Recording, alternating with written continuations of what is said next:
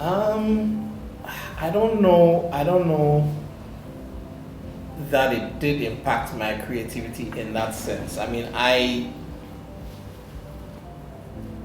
would say that I wake up every morning and I'm grateful to God for life, being able to draw breath, being able to see the world around me.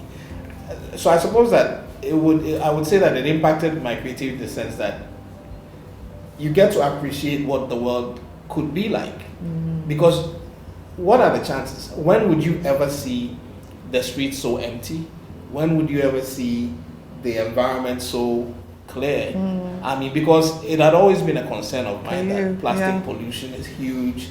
You know, we are killing the land that we are living in. There's certain things that need to happen. They won't happen because people are making money off the pollutants and so on and so forth.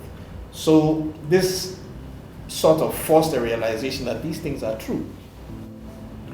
On the political side of things, I don't know if it made any difference, honestly speaking.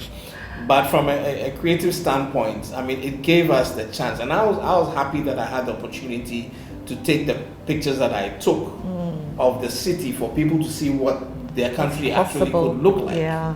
You know. So, and I know a lot of people are like, "Where is this? Are you sure this is Accra? Are you sure this is this place?" You know, we were, all of us, including myself, were surprised that Accra could look like that. It will be interesting to take those shots again before in a couple of months and see what it looks like. I did a lot of writing. You know, I did a lot more writing than I've done all year. Like every day, I was able to get some writing, you know, done, which I was happy about.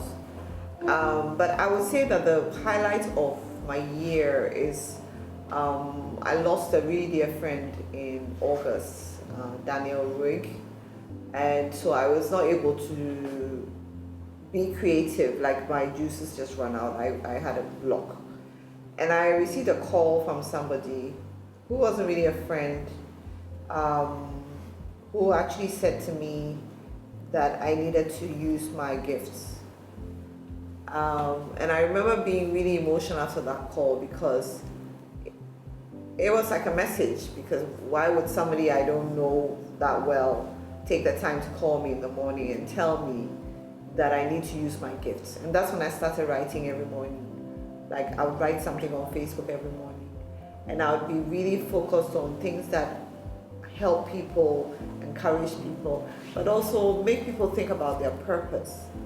So I would say that in terms of my creative gifts, I've come to recognize how important it is, especially at a time like this when people need to hear the right things, because people are feeling desperate, people are feeling lonely, you know. I mean, there are people who live by themselves. So I mean, we have family, we're blessed. I mean, what about people who live by themselves, nobody to talk to, can't go to work?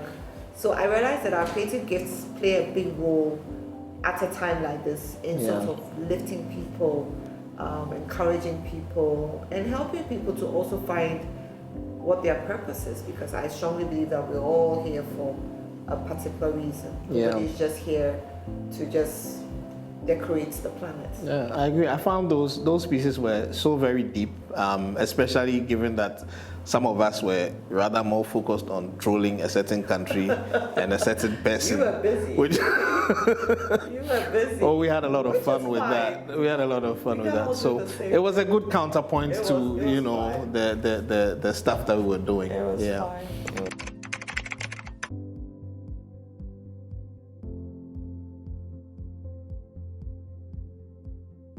The test was very uncomfortable. Were you apprehensive about it before it happened? Did you know that going back to school would mean that you'd have to take a test? No. It was like an impromptu thing. The parents suggested the idea, and the school said, "Why not? All of you test." I won't ask you your thoughts about that parent, so you go ahead. So it was like very sudden. So I took the test. It was very uncomfortable. They shoved a cotton bud up my nose. I hear they shove it all the way into your brain.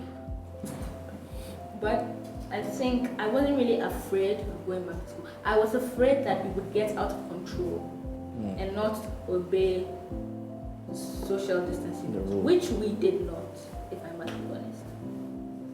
So I really wasn't afraid that anything would happen to us or anything else.